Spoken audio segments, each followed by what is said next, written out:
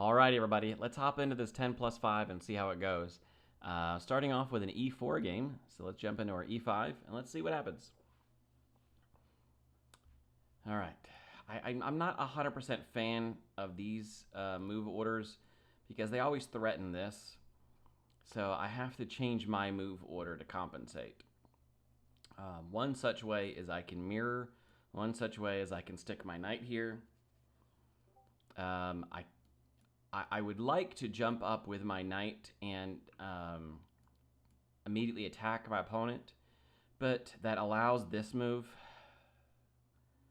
And I prefer to, if this happens, I prefer to push a pawn, but I don't want my opponent's queen to end up here.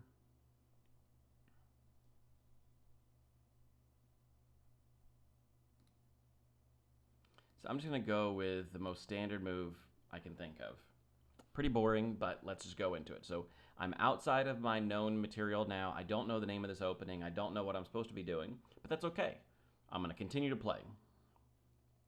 Because if my opponent tries for this, I forget what it's called, Scholar's Mate, Fool's Mate, something like that, to where you're threatening checkmate on turn 3, then what just happened? Oh, okay. I was like, my game just kind of froze for a second. All right, so my opponent is now attacking. I'm defending it. I have this, and we can transition to a semi kind of.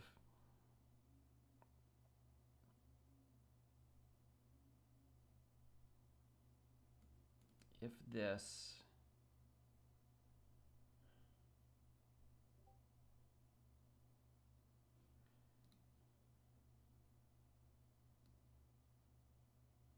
See, that blocks in my dark square bishop. We're going to do it. So if this, then this.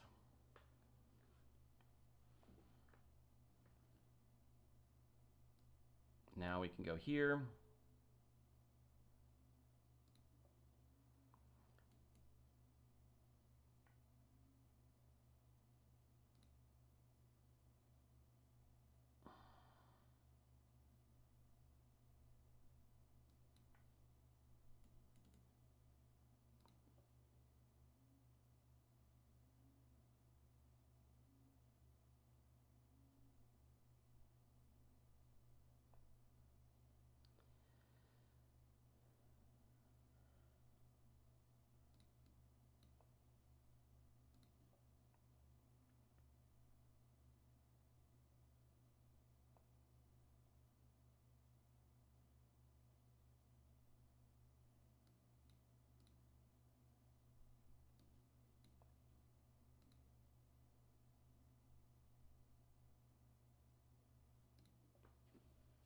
All right, sorry guys. Like I said, I'm outside of my comfort zone. I don't know what I'm doing. My opponent went for a sacrifice, and I'm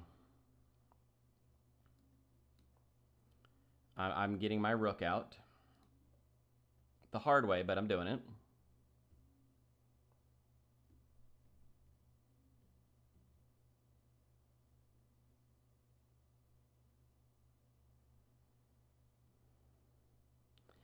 I'm going to sacrifice this bishop to open up this.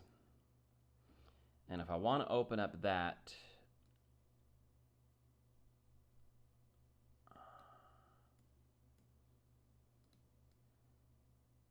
let's start here.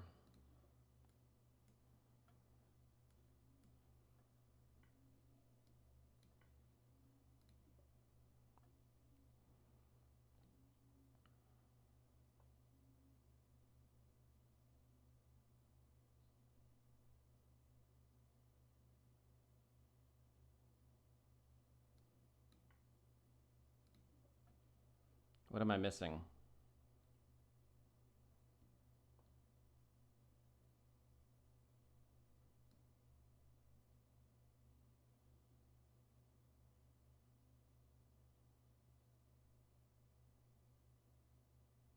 Ah, the double attack here.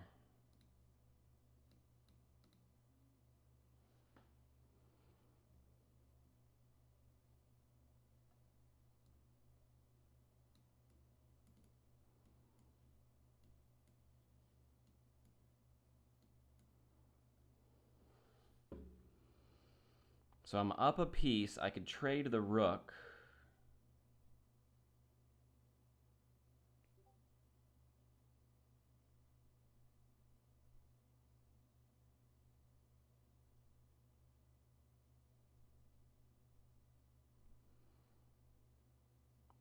Does that give me anything, though? Or do I just come back with the thought of this? But let's say, so rook here, queen captures, queen here. Trade, trade, trade. Do I want to go to a queenless endgame right now? My king is not nearly as safe as my opponent's.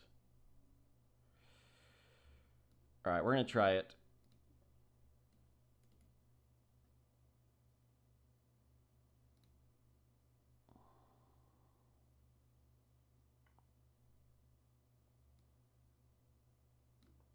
I'm starting here because I'm threatening checkmate.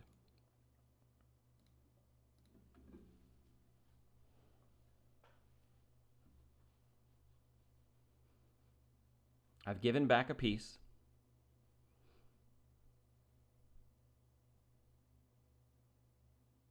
I don't think my opponent can stop checkmate at this point in time.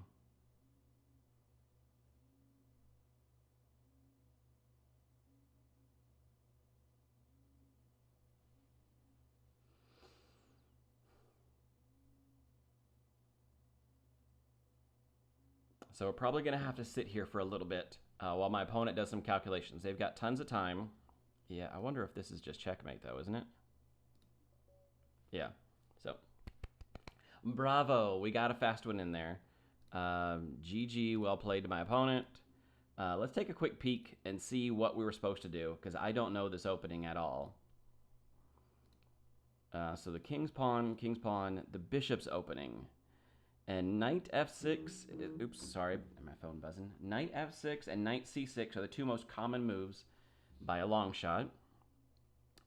Bishop to c5, right? That with the thought of transposing into like an Italian game.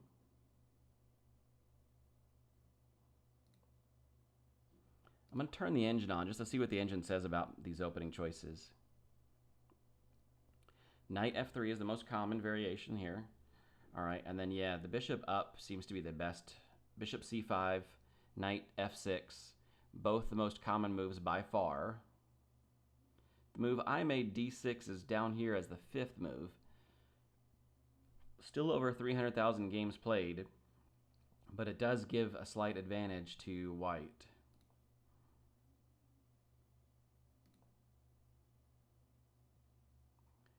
From here,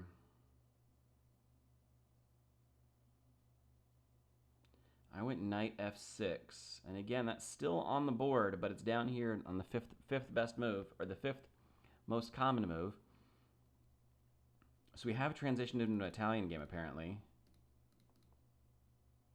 Yeah, okay, we did transition into an Italian game, so I should have just made Italian game moves, except the problem is by moving this knight first, I'm one move behind on stopping this kind of nonsense.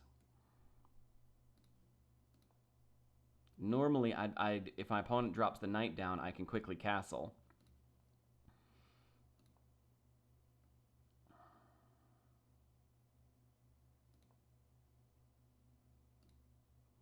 So knight f6 is down here, again, a fifth move on the move order list. And you can see that the games are continually going more and more and more in favor of white. Not a ton, but enough. And then I think white just jumped the gun here. Yeah, I think that this is what he was intending to do. I think this was what white's move was going to be. For Tuca 2018, whoever he or she is, I think this is what they wanted to do.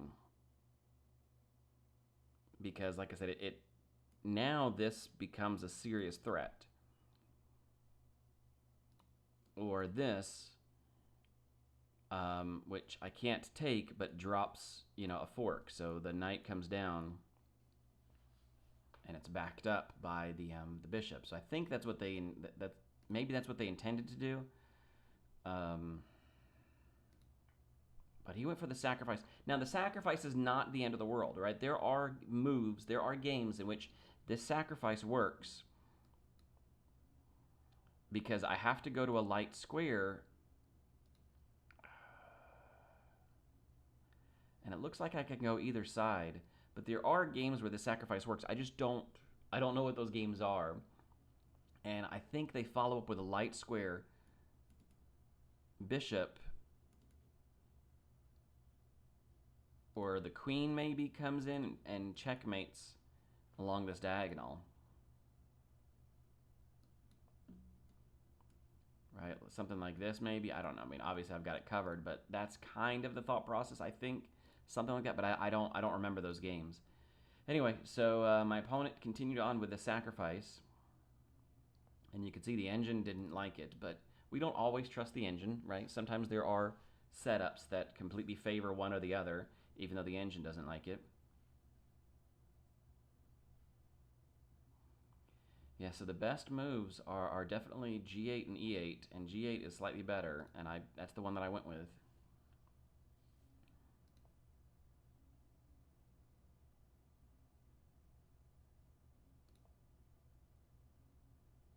Yeah, threatening the queen. My opponent defended, brought his knight back out of the way. The thought process was I was debating on looking for some kind of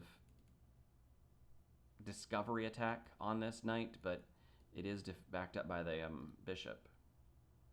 Surprise! F3 is such an ugly move. I can understand why nobody wants to play it.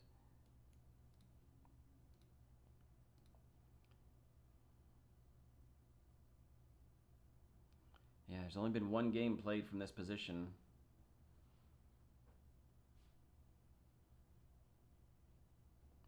It went knight d4.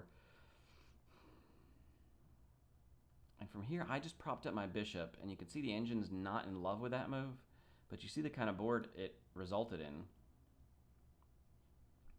I'm up a little bit in material because my opponent sacrificed, so me sacrificing back just evens out the material, but also exposes a major threat, and that's the threat that I went for. We can turn off the opening explorer.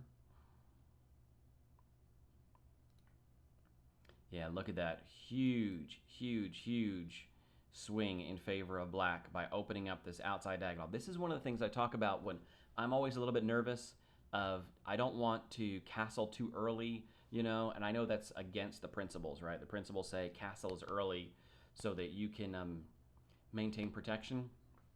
But if you castle and your opponent doesn't, that outside rook does have, I mean, you've already got a rook right there in front of your king, and so you do have to be careful about opening up these lines.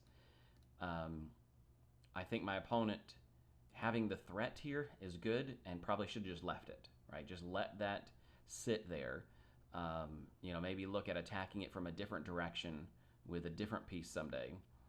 But this is what I was hoping for with this specific move. I've had it done to me so many times that it's nice to return the favor. So my opponent went for the capture, and you can see immediately danger, danger, danger, because now we've opened up. This next move by my opponent was a massive blunder, and I don't understand why he did it. Right? Just throws away a piece. Well, I take it back. I take that back. It was not a massive blunder by my opponent. I can see the thought process. Except for the fact that this knight is defended, and so an even trade is not the end of the world. So the question was I just need to save my rook. So it's not a 100% fork. I mean, it is a bit, but still not 100%. The only difference I was debating on, instead of just straight up capturing, was sticking my queen here. But then my opponent sees what's happening and can quickly defend it. So, not in love with that. I wanted to just steal the thing. My opponent slammed this move. I mean, you can see the time. My opponent has used very little time on their clock. There is a 5-second increment. So my opponent has used more than just the 17 seconds that it shows here, but still, not a lot of time on my clock. My opponent's, we're on 12 moves, so that's what, 60 seconds that we've each had added to our clocks. But you can see the difference. I've used an additional 2 minutes, where my opponent has used, almost a 2-minute time difference that I've used calculating and going through the process. And my opponent has slammed these moves pretty quickly. So, yep, there is a double attack here. Yeah, and the engine says just retreat. The only reason I didn't go here was because I wanted to give my queen a chance to get into the game. Right, taking, and then takes with check. So I didn't want to see that happen. Delete, delete, delete. Yeah, so I just retreated. My opponent, yeah, went for the exchange, but like I said, there was no reason. I mean, I can see what he was hoping for, this and this, but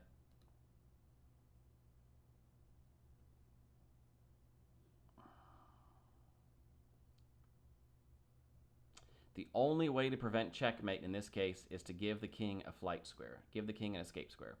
That's it. That's the only way to defend checkmate.